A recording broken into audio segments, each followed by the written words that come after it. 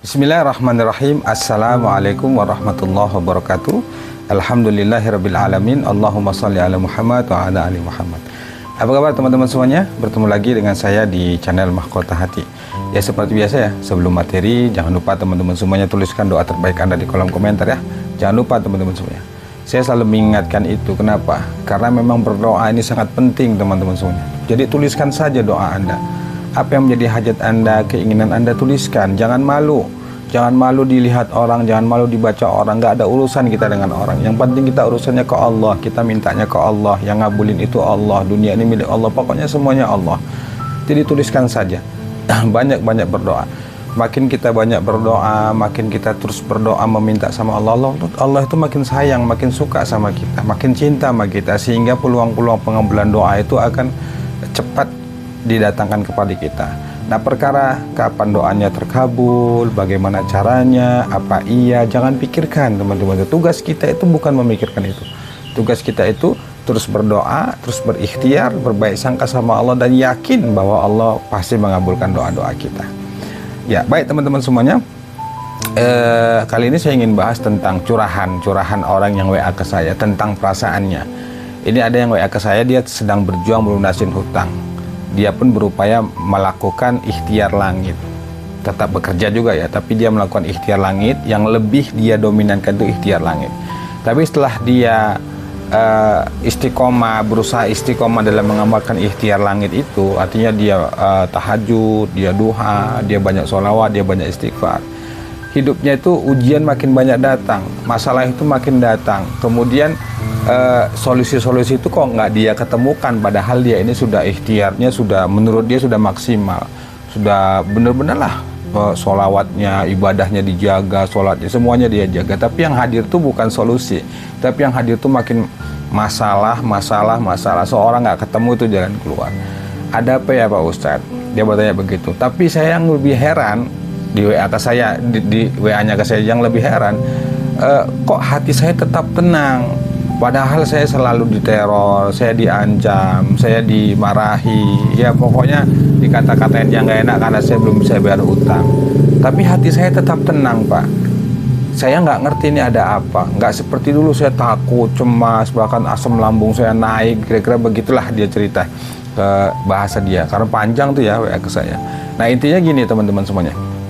Dia bertanya ke saya tuh, dia sudah mengamalkan amalan riyadhah lah, bisa kita bilang ya. Dia sholawat, istighfar, tahajud, baca Quran, semuanya dia berusaha amal kerjakan, tapi dia nggak temukan solusi. Hidupnya kok makin banyak masalah datang, ujian makin datang, kemudian kesulitan-kesulitan itu makin datang, solusi nggak dia ketemukan, tapi hatinya tenang. Nah, kalau Anda merasakan itu teman-teman semua, saya katakan selamat dan berbahagialah. Kenapa?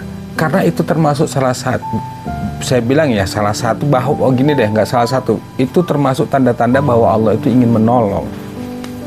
Kenapa saya katakan demikian? Saya pernah mengalami itu. Jadi gini teman-teman semuanya, pengalaman saya ya, ketika Allah itu mau mengabulkan keinginan kita, ya termasuk lunas hutang atau hajat apapun itu, salah satu yang kita rasakan tuh hati tenang teman-teman semuanya.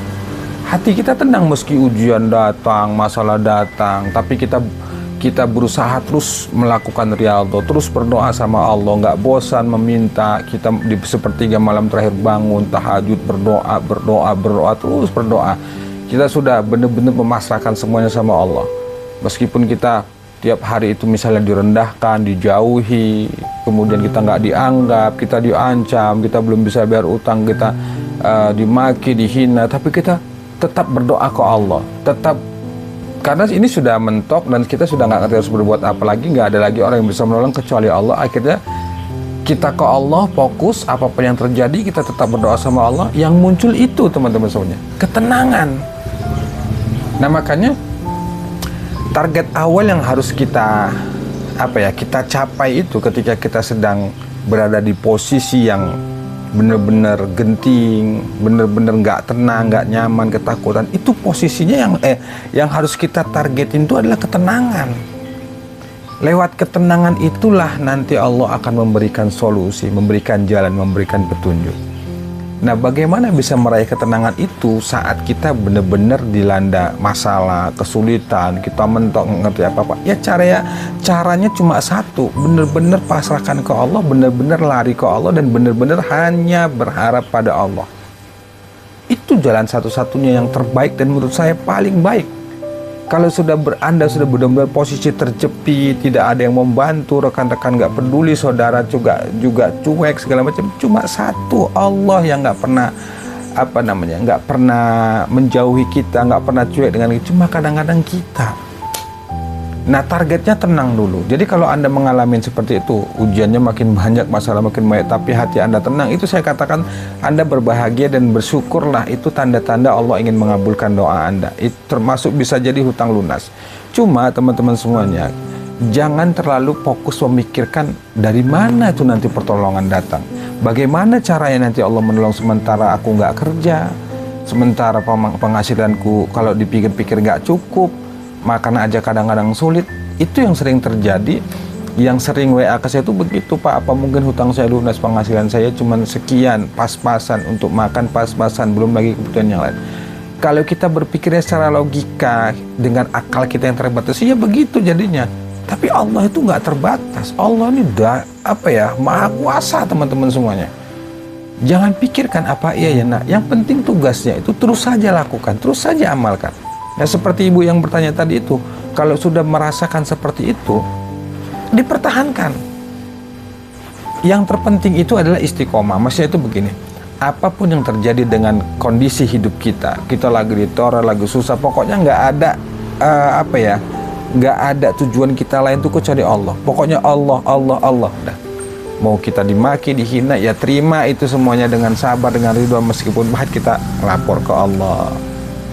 Kita kira-kira belum bisa bayar hutang, lagi terjebak masalah, belum ini, lapor ke Allah, ngadu ke Allah, tetap tahajud, tetap istiqomah. Nah, kalau seperti itu, itulah dianya melakukan ibadah, termasuk melakukan riyadhah, sholawat, istighfar, tahajud, bukan hanya fokus ingin lunas hutang, tapi benar-benar ingin mendekatkan diri sama Allah, ingin benar-benar bertobat sama Allah.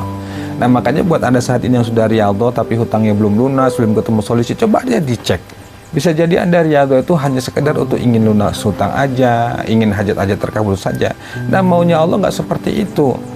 Kalau Allah lunaskan langsung hutang Anda, hajat Anda langsung dikabulkan sama Allah, nanti kita nggak mau berdoa lagi, nggak mau tahajud lagi. Yang biasanya kita akhir malam, tengah malam itu bangun, sholat tahajud, berdoa sama Allah, kita bersolawat, kita beristighfar, kita baca Quran.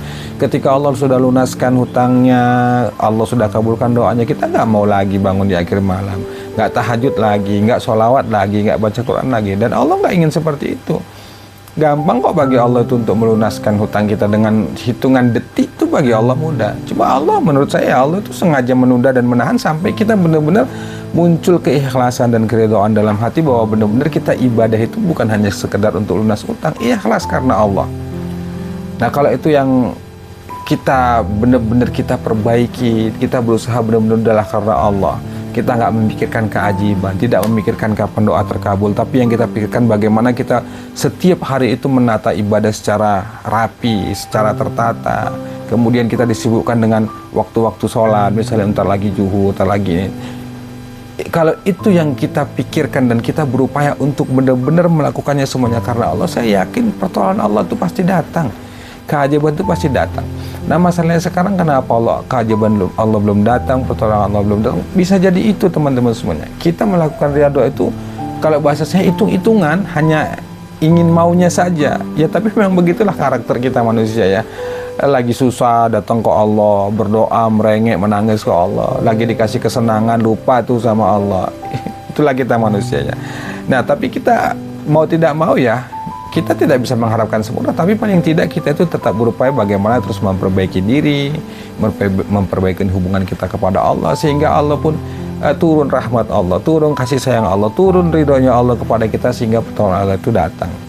Nah, jadi itu teman-teman semuanya, ketika ketenangan itu sudah hadir dalam diri, meski kita sedang dilanda masalah yang berat, hutang, kesulitan rezeki, tapi kita tetap sabar, tetap berusaha ikhlas, berusaha ridha untuk menjalani itu semuanya, maka percaya deh teman-teman semuanya, pasti ditolong sama Allah. Orang yang benar-benar datang ke Allah, sungguh-sungguh datang ke Allah, nggak mungkin nggak ditolong sama Allah. Itu nggak mungkin. Allah sendiri yang sudah janji, orang yang datang kepadaku, mengingatku, aku akan mengingatnya. Orang yang bertakwa kepadaku, maka aku cukupkan kebutuhannya, aku luaskan rezekinya. Itu sudah janji Allah, dan nggak mungkin Allah itu bohong, Allah itu ingkarnya, nggak mungkin. Tapi kitanya saja, kadang-kadang itu kita sudah menjas duluan, kok doa aku belum dikabul sih, sudah berdoa udah gini.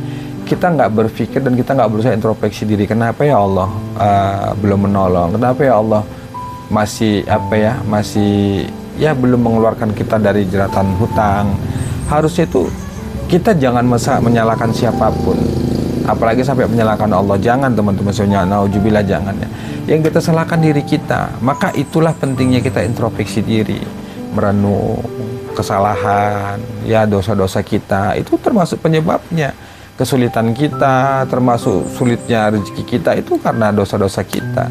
Maka terus banyak memohon ampun, minta ampun sama Allah dengan istighfar. Nah, kalau terkait amalan, ya saya sudah banyak jelasin lah di video saya tentang amalan. Saya katakan amalan itu yang terpenting adalah istiqomah.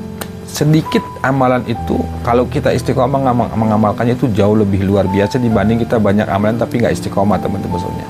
Nah, sekarang itu yang terfokus adalah bagaimana kita melatih hati dan pikiran kita tuh supaya ridho, supaya sabar, supaya ikhlas, supaya yakin. Nah, untuk bisa meraih itu semua dengan cara apa? Yaitu tadi istiqomah. Istiqomah dalam beribadah, istiqomah dalam berzikir, istiqomah dalam bersolawat, dan terus-terusnya melakukan kebaikan-kebaikan. Insya Allah pelan-pelan itu perasaan itu akan dihadirkan sama Allah ke hati kita. Itu teman-teman semuanya. Wallahu a'lam bishawab. Assalamualaikum warahmatullahi wabarakatuh.